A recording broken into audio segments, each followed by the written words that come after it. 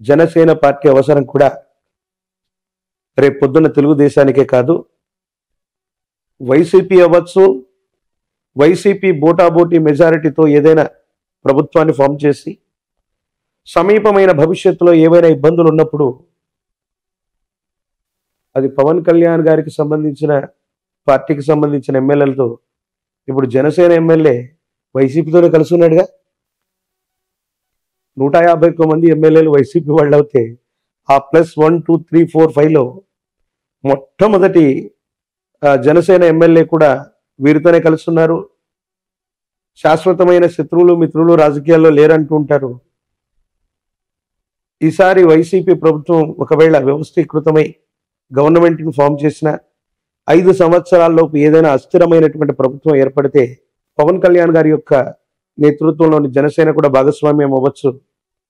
లేదా వీటన్నిటికీ కూడా సమీప భవిష్యత్తులో ఆల్టర్నేట్గా ఉండి జనసేన సొంతంగా అవకాశం, అంటే మళ్ళీ రాబోయే 5 సంవత్సరాల అటు ఇటుగా సొంతంగా వాళ్ళుగా ప్రభుత్వాన్ని ఏర్పాటు చేయగలిగిన స్థితి కూడా ఖచ్చితంగా ఉంది. ఖచ్చితంగా పవన్ కళ్యాణ్ గారు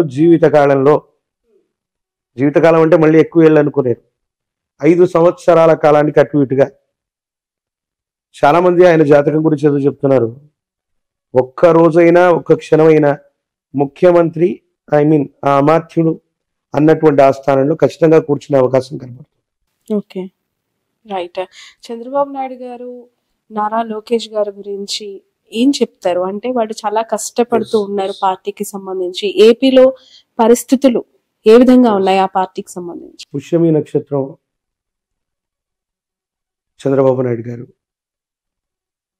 కొంతమంది హస్త నక్షత్రం అని అంటారు. వారి జన్మజాతకాన్ని అనుసరించి ఒకవేళ నా ప్రశ్నాశాస్త్రాన్ని అనుసరించి చూస్తే 2 సంవత్సరాల క్రితం చెప్పాను, 2023లో ఇబ్బందికరమైనటువంటి స్థితిగతులు, ఆరోగ్యపరమైనటువంటి అంశాలు, ఇబ్బందులు ఆయన యొక్క జన్మజాతకంలో కేతు సంబంధమైనటువంటి స్థితిగతి అధికంగా ఉండటం వల్ల కొన్ని ఇబ్బందులు, సమస్యలు, ప్రతిబంధకాలు ఇప్పుడు ఆయన జాతకంలో జరుగుతున్నాయి. కానీ నారా లోకేష్ గారి యొక్క జాతకం మాత్రం బాగుంది.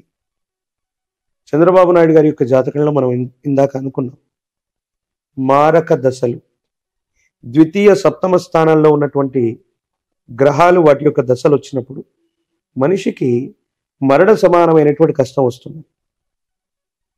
వారి యొక్క జాతకాన్ని నేను అనాలిసిస్ చేస్తే 2002, 2004 మధ్యలో సప్తమ స్థానానికి సంబంధించి శనికి సంబంధించినటువంటి దశ జరిగింది, అంతర్దశ. అలిపిరి ఘాట్లో ఓ పెద్ద ప్రమాదం సంభవించింది. అప్పుడు ఆయన ముఖ్యమంత్రిగా ఉన్నారు, మన ఉభయ ఆంధ్రప్రదేశ్కి ముఖ్యమంత్రిగా ఉన్నారు. అప్పుడు వెంటనే వారు బై ఎలక్షన్స్కి వెంటనే వెళ్ళిపోవడం, ముందస్తు ఎన్నికలకు వెళ్ళిపోవటం, రిజైన్ చేయటం. ప్రాణం మాత్రం కాపాడుకోగలిగారు, పదవి పోయింది. 10 ఏళ్ల వరకే మళ్ళీ ఆయన అధికారంలోకి రాలేదు. మళ్ళీ కమింగ్ టు ద్వితీయ సప్తమ స్థానాలకు సంబంధించిన స్థితిగతుల్లో అలాంటి అంతర్దశలు 2023లో మొదలయ్యాయి. కొన్ని చిన్న ఇబ్బందులు, వెంటనే అధికారంలోకి రావటానికి ఆయన మేధస్సు, శరీరం, ఆరోగ్యం సహకరించలేకపోవటం. 2028, నేను మళ్ళీ చెప్తున్నాను, 2028వ సంవత్సరం ప్రారంభానికి అటు ఇటుగా మాన్యశ్రీ మాజీ ముఖ్యమంత్రి వర్యులు శ్రీ నారా చంద్రబాబు నాయుడు గారి యొక్క జాతకంలో ఇబ్బంది కలిగించేటువంటి దశలు ఉన్నాయి.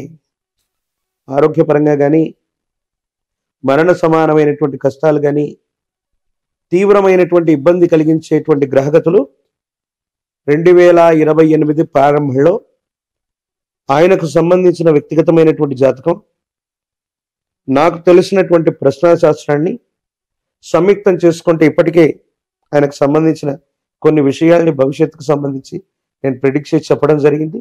మళ్ళీ కూడా చెప్తున్నాను, ఈ ఉభయ తెలుగు రాష్ట్రాల్లో, ఈ హైదరాబాద్లో సైబరాబాద్ సిటీ ఉంది అంటే, అత్యాధునిక సాంకేతిక పరిజ్ఞానం మన భాగ్యనగరంలో ఉంది అంటే ఒక గొప్ప అడ్మినిస్ట్రేటర్. ఆంధ్రప్రదేశ్ రాష్ట్రంలో అమరావతి రావాలన్నా, దేశం మొత్తం గర్వించదగినటువంటి రాజధాని నగరం ఉండాలన్నా అలాంటి గొప్ప వ్యక్తి అధికారంలోకి రావాలి. కానీ వారికి సంబంధించినటువంటి వ్యక్తిగతమైనటువంటి జాతకంలో ఉన్న ఇబ్బందులు, గోచార పరిస్థితులు, కొన్ని ఇతర కారణాలు, దేశ కాలమాన పరిస్థితులను బట్టి విశేషవంతమైనటువంటి జనాకర్షణ కలిగి ఉన్నా కూడా చివరి నిమిషంలో ఏదైనా ఇబ్బంది కలిగే అవకాశం ఉంది. అలాంటి వ్యక్తి అధికారంలోకి రావాలని మనమందరం కూడా సామాన్యమైనటువంటి ప్రజానికంగా మనం కోరుకోవాలి తప్ప వారి జాతకాన్ని అనుసరించి చూస్తే మాత్రం కొంచెం ఇబ్బంది ఉంది. ఇక లోకేష్ గారు వారి యొక్క జన్మ నక్షత్రాన్ని, జన్మరాశిని, గోచార పరిస్థితుల్ని అనుసరించి చూస్తే మాత్రం చంద్రబాబు నాయుడు గారి యొక్క భవిష్యత్ రాజకీయాలకు ఖచ్చితంగా వారసులు అవుతారు.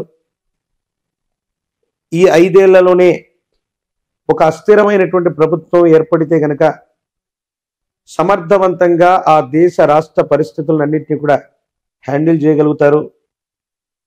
పార్టీ మొత్తాన్ని కూడా అధ్యక్ష స్థానంలో ఉండి నడిపించగలిగినటువంటి సమర్థతే కాదు, వారి తండ్రి గారికి సంబంధించినటువంటి యోగాలు నాటిది భవిష్యత్తులో ఉన్నాయి. ఇప్పటికిప్పుడు ముఖ్యమంత్రి అవుతారని చెప్పారు. Okay, right. జూనియర్ ఎన్టీఆర్ కి సంబంధించి చాలా వార్తలు వస్తూ ఉంటాయి కదా, మీ ప్రెడిక్షన్స్ ఏంటి? అంటే జూనియర్ ఎన్టీఆర్ గారు వస్తే టీడీపీకి పునర్వైభవం వస్తుందని, ఆయన రావాలని, రాకూడదని రకరకాల మాటలు వినిపిస్తూ ఉంటాయి. మీరేం చెప్తూ ఉంటారు? ఎన్టీఆర్ గారి తర్వాత ఆ ముఖ కవలికలు, ఆ మాట్లాడేటువంటి ఆ వక్తృత్వ భావన, ఆ శైలి చూస్తే ఎవరికైనా పెద్ద ఆయన చూసినటువంటి అనుభూతి అన్నటువంటిది కలుగుతుంది. వారు రావటం వల్ల టీడీపీకి అన్నటువంటిది మేలైతే ఖచ్చితంగా జరిగి ఉండేది, జరిగేది. కానీ కేవలం జూనియర్ ఎన్టీఆర్ గారి వాళ్ళ మాత్రమే, అంటే ఆయన మాత్రం వస్తేనే టీడీపీ అధికారంలోకి వస్తుంది అన్నటువంటి మాట మాత్రం దాన్ని నేను ఒప్పుకోను. 2009లో స్టార్ క్యాంపెయినర్గా జూనియర్ ఎన్టీఆర్ మొత్తం మన ఉభయ తెలుగు రాష్ట్రాలు తిరిగారు. మధ్యలో ఆయనకు ప్రమాదం జరిగితే కూడా హాస్పిటల్ నుంచి ఆయన క్యాంపెయినింగ్ చేశారు. 2009లో టీడీపీ కానీ మహాకూటమి కానీ అధికారంలోకి రాలి.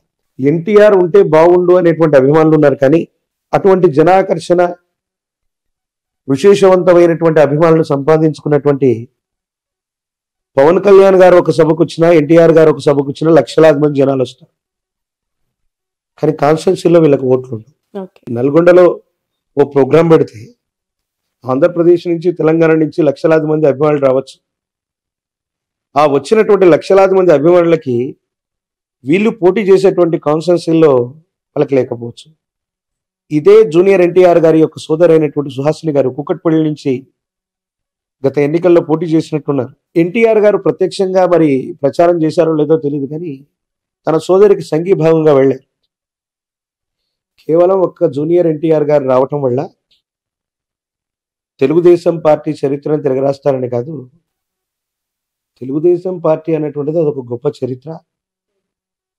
40 సంవత్సరాల క్రితం ఆనాడు ఉన్నటువంటి ప్రత్యేకమైన పరిస్థితులను బట్టి తెలుగు వాళ్ళ కోసం ఒక ప్రాంతీయ పార్టీగా ఏర్పడి దేశ రాష్ట్ర రాజకీయాలన్నింటినీ కూడా ఇచ్చేసినటువంటిది ఎంతోమంది కార్యకర్తల యొక్క బలం ఉంది. జూనియర్ ఎన్టీఆర్ గారు రావటం వల్ల అడిషనల్ ప్లస్ అవుతుంది తప్ప వారు మాత్రమే రావటం వల్ల ఈ పార్టీ నిలబడుతుంది అన్నటువంటి దాంట్లో వాళ్ళ అభిమానులు బాధపడచ్చు, వారి అభిమానులు ఇదవ్వచ్చు.